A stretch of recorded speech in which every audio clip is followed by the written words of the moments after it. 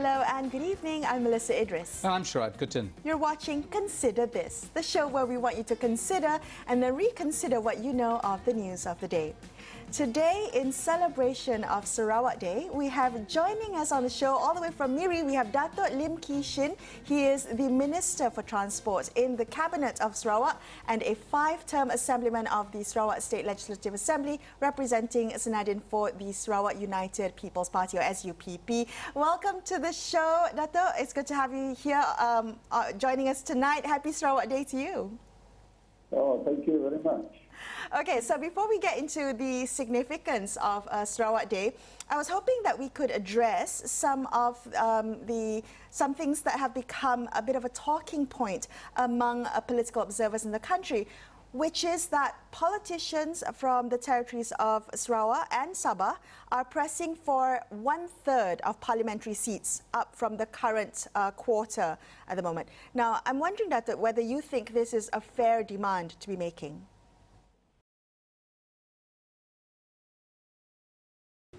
Well, I think we need to go back to the day when Malaysia was formed. There was also the Malaysia Agreement, and here in Sarawak we also have the Cobalt Commission report. And of course, at the time of the formation of Malaysia, you have 4 partners. Of course, we have Malaya, we have Singapore, Sarawak, and North Borneo at the time, now Sabah. And at that time, of course, there was this representation on the number of member of parliament when Singapore was in. And therefore, we are partners in the formation of Malaysia. And therefore, based on that understanding, then there should also be equal representation.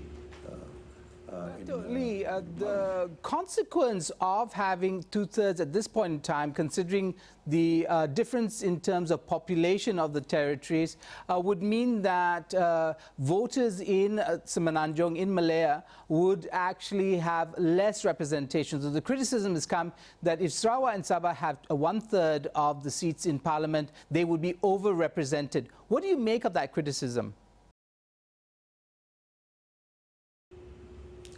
I think there are 2 factors you have to take into consideration.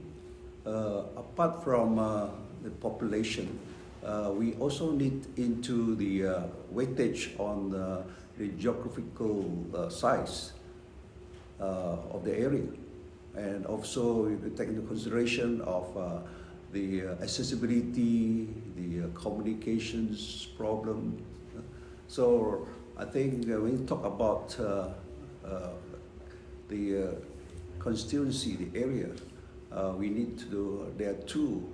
We either consider on the population size, or either, but we have to take into consideration the Definitely, I think another question, and I appreciate what you said about the size of Sarawak, because, and I think we do allow for a difference in constituency size, considering levels of density. But if we could move to the other issue, which is the idea of a kind of veto power that Sabah and Sarawak wants to have on any legislation that might affect those 2 territories. Has there been anything in the past that suggests that this veto power is necessary? Has anything been changed in our constitution that has been detrimental to Sabah and Sarawak since the formation of the country?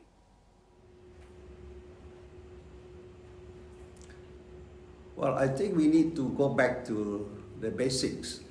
Again, when Malaysia was formed on the partnership basis.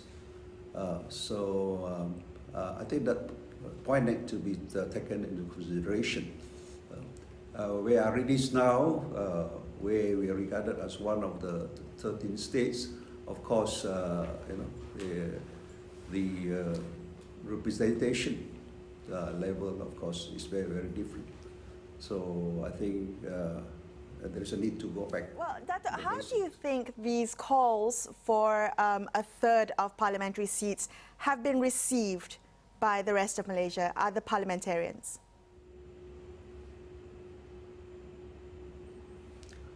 Well, we are now celebrating this Sarawak Day. I thought we would just focus on this subject matter.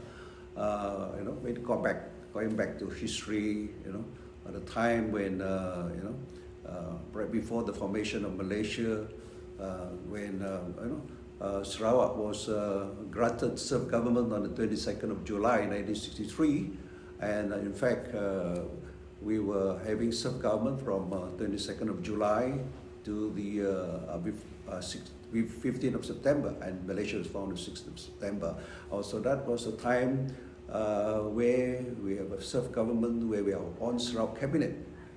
So I think we need to look into all this, and this part of the history. And I want to know about the feelings of Sarawakians themselves about these demands. Do you feel that Sarawakians feel sidelined as a consequence of being part of the federation? Is there a feeling of hurt or resentment about what's happened over the last 60 years?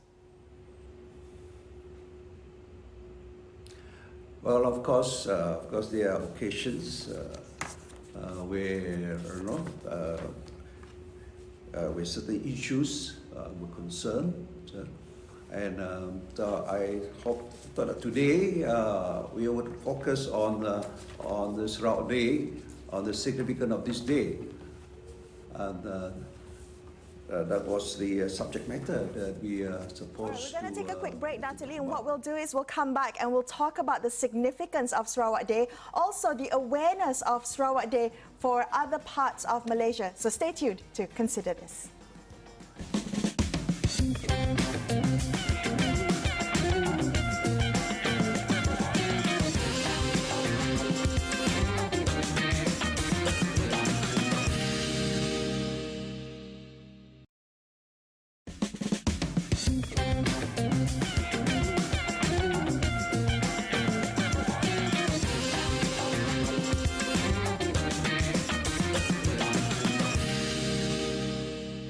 Hi, if you've just joined us, you're watching Consider This. I'm Melisa Idris. With me is Sharaad Kuttan.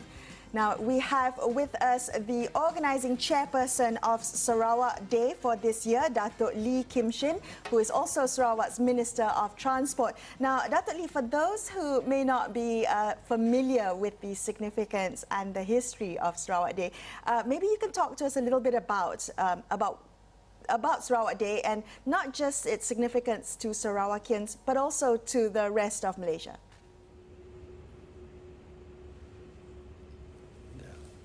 Well, I've said earlier, Sarawak Day, which falls on the 22nd of July, is a very significant day for Sarawak. It was the day that the British government granted self-government to Sarawak. It was on that day that the first Sarawak cabinet was formed. Cabinet members comprising of the chief ministers and the ministers, they were all anak Sarawak. So that is a very significant day. And from the 22nd of July to the 15th of September, the Sarawak cabinet was actually running the Sarawak government. This is an important occasion so that so that people of Malaysia, not only Sarawak, the people of Malaysia will understand its significance, because this is part of the history, I think, which many people may not be aware of, and therefore through this celebration it is also a platform to showcase Sarawak history, and also at the same time to show the progress of Sarawak today and because Gawai this year was disrupted by the pandemic, how and what is going to be organized for Sarawak Day, considering the concerns around the public health crisis that we are all going through now? Oh yeah, certainly. This year the celebration is different from previous years because of the COVID-19 pandemic. and therefore our celebration this year is celebrated in the virtual form. It's not like before where we have mass gathering, celebration and so on, because we have to comply with the SOPs. And therefore, this year, all our shows performance have been pre-recorded, and it will then be broadcast live through the electronic media, for example, through Astro, AWANI, to TV3, to our Sarawak media channel, and also through the social media. Is there a very festive atmosphere on the ground in Sarawak despite the pandemic? Is there still a festive atmosphere for in celebration of Sarawak Day? Oh, certainly. The spirit of celebration is there.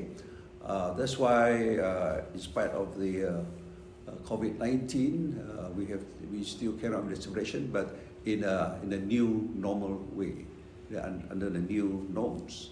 And therefore, the number of people invited to the event is limited. Our Tuan Yang Dipertua Yang Dipertigri will officiate the event, and our Chief Minister, the Honourable Chief Minister, will also address the invited limited number of people that will be present. Well, I'm happy to hear that there's a festive atmosphere there in Sarawak, but I'm wondering how, whether there has been engagement for other parts of Malaysia, to celebrate Sarawak Day, whether there is engagement with West Malaysia or at the federal level. Has there been that sort of engagement to make sure that the rest of Malaysia also celebrates Sarawak Day? Oh, yeah, exactly. And that's why we are doing it live. We broadcast live, like through TV Malaysia. The whole nation can view it through Astro and through the other electronic media, the social media. Not only Malaysia, in fact, the whole world can view this program. Thank you so much for speaking with us today. We want to wish you from Consider This happy Sarawak Day to you. Thank you for joining us on the show. Yeah, thank you. We're going to take a quick break, but after this, we're going to be taking a look at the changing nature of the Federation. Stay tuned to Consider This.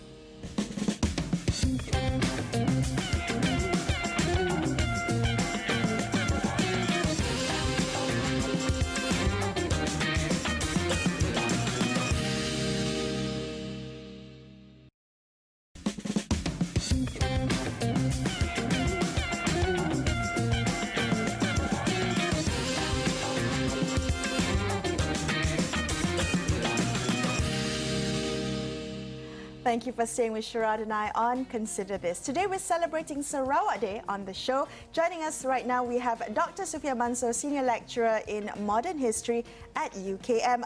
Good evening, Dr. Suffian. Thank you so much for joining us on the show. Now, touching on Sarawak Day, how has this day evolved in terms of its significance to Sarawak and also the rest of Malaysia? Has it always been an important day to commemorate? Okay, thank you, Astro, to invite me to discuss about Hari Sarawak. Actually, the day of Hari Sarawak is very important to Sarawak, actually, because it's symbolized of what we call the freedom of Sarawak to rule itself in Sarawak. Because before that, they are under the colonial rules, the foreign powers rules. That's why they are not been given the chance to what we call that to run their own country. So when this day was appeared, that they give the Sarawak a chance to rule their own country. And what important thing is the people who've been elected as leaders that time is not elected by the British, by their own people. That is also significant on that what we call that date. And then because of the election in 1963, they give what we call that. Several leaders which have been win in the election to be rulers of the Sarawak. So the Anak Sarawak itself rule the country, and also significant also the confirmation what we call that recognized by British, which Anak Sarawak can rule their own country. on one step toward to the independence when Malaysia was what we call that proclaimed in 1963. Suffian, there seems to be an interesting shift, right? On one hand, you talk about independence from Britain, but then very quickly Sarawak allowed itself or submitted itself to the larger Malaysia project. Now, is that submission to the larger federation something that's seen as a loss of independence, a loss of autonomy to control Sarawak's own destiny? Okay, this one is actually, when we're talking about Hari Malaysia, Hari Sarawak, there is something regarding not totally independent. They actually serve government, which has been given by British, recognized by British, to the Sarawakian to rule the Sarawak. And in terms of what you're talking about, your question is about whether it has been diluted the autonomy or diluted the aspiration of independence. I don't see that kind of what we call that that thing is happened. Important thing is what we call that there are something, the understanding between Sarawak leaders and the Malaya at that time and Singapore and Sabah, Borneo at that time, the understanding to create a new nation we call Malaysia at that time. So they are ruled together, and Sabah and Sarawak given autonomy. That means that talking about diluted, about independent, actually. I think I not very agree about what we call it, that matter. Suffian, this is an actually interesting point about the kind of icons we've developed around Malaysian independence. Tunku Abdul Rahman is solidly in the center of that picture, but others like Peter Kalong Ningkan from Sarawak, Fuad Stevens, these individuals have sort of largely disappeared from the national narrative. Are Sarawakians unhappy that in many ways the peninsula has taken center in the federation and people like Peter Kalong Ningkan are essentially forgotten? Okay, thank you about this. This is actually, when we're talking about formation of Malaysia after that, we see that what we call that, some of leaders have been not known until today. Yeah? We see that Stephen Kalong Ningkan, even several of other leaders who created Temanggung juga itself. Even Temanggung juga itself also disappear in terms of creation of Malaysia itself. That is, I think, that is a grievance among the Sarawakian when talking about formation of Malaysia, development of Malaysia. Whether the leaders of their own leaders like Temanggung juga, Kalong Ningkan, and several of the leaders have been missing in the history. Actually, that is a grievance among the Sarawak. They need to be uphold, need to be shown to the Malaysian that this is leader which created what we call form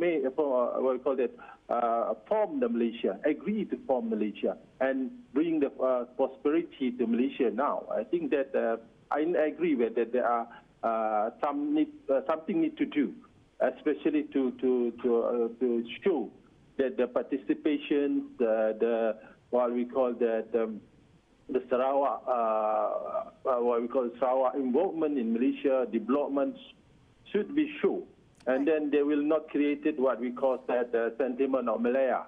That is I think that is thing that disturb the feeling of the Sarawakian, which the show that the leader have been not recognized as part of what we call that the development of Malaysia itself. Sorry, Suffian, could you repeat that? Did you say sentiment of Malaya? Yeah.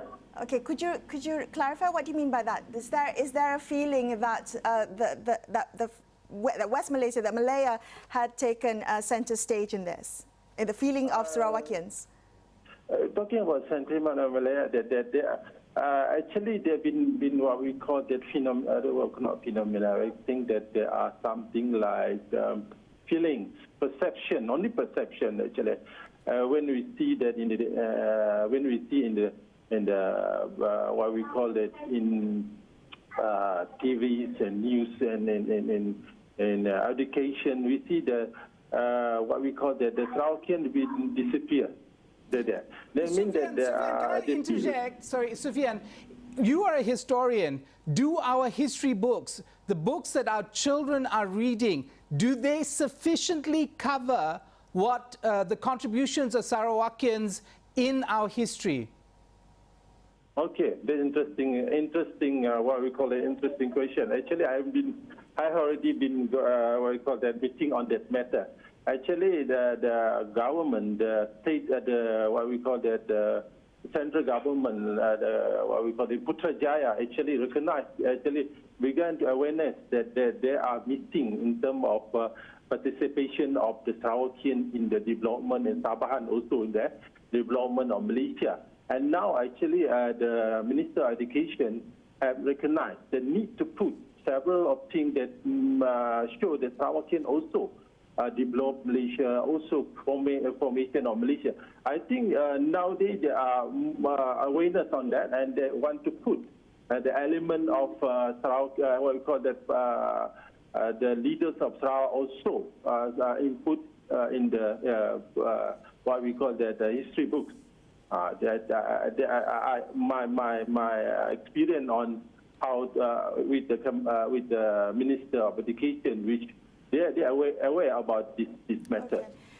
Suffian, can I ask you, in this discussion about bringing the territories of Sabah and Sarawak into the center of the narrative of Malaysia, whether parliamentary representation has anything to do with this? Because we have recently the Sarawak Chief Minister, Datuk Petinggi Abang Johari Tunopeng, he had called or renewed his call for Sabah and Sarawak to be given 1/3 of the seats in Parliament. Whether you think that having more parliamentary representation means having a bigger say in how Sarawak and Sabah are represented in mainstream narratives of Malaysia, textbooks, history textbooks, media representation, all that. Does it begin in the Parliament? Okay, we're talking about the seat. Actually, when we're talking about the seat, actually, we need to go back what the agreement in the first place between the Sabah, Sarawak, and also Singapore at that time about how to how to sharing the powers, and they have something understanding between them that 2/3 of the seats must be from outside of Malaya at that time. Actually, at that time, that when Malaysia formation, they agree at 32% of the seats belong to Singapore, Sarawak, and Sabah. Okay, but the problem is when separation of Singapore from Malaysia at that time, the agreement, the understanding have been forgotten, where Sarawak and Sabah only have 25% of the seats on the parliament. I think that regarding the power, it is important to what we call that to bring back the understanding that Sabah Sarawak must also have that kind of 1/3 of the seats, because it's important for both states because to protect their own interest. When we see in 1974-75, when the statute has been reduced to the state, that is something like they cannot what we call that protect their own rights, and when the situation on the parliament is not favorable on them. Suffian, at this point in time, considering the political landscape in Sarawak is a kingmaker, at least GPS as a coalition is a kingmaker, do you think they can push through these demands more effectively now than ever before? Okay, very interesting. We see for the situation of the what we call that the politics situation today is very interesting because not this after general election in 14 general election. Because before that, Sarawak and Sabah we call that deposit of Malaya. But now we see that the situation is different. They have become a kingmaker actually. When we see that when the changing of the government in early this year, we see the importance of Sabah Sarawak to what we call to become part of a formation of the what we call the federal government. Because when we see in 7 days when they're talking about who will form the government, we see that Sabah Sarawak in the center of the issues because both states have a seat which contribute to the formation of government. Then I think that in terms of when we see that situation, that Sabah Sarawak, especially the Sarawak, they can have what we call that have a right to ask about the Malaysian, the Sarawak rights, and also about the Malaysian agreement. Okay, and also Suffian? about the seat there. Suffian, thank you so much for joining us on the Okay, show okay. tonight. Happy Sarawak Day to you and to all of us. Thank you Okay, for your thank you. time. That's all we have for you on this episode of Consider This. I'm Melisa Idris. And I'm Sharaad Kuttan, signing off for the evening. Thank you so much for watching. Good night.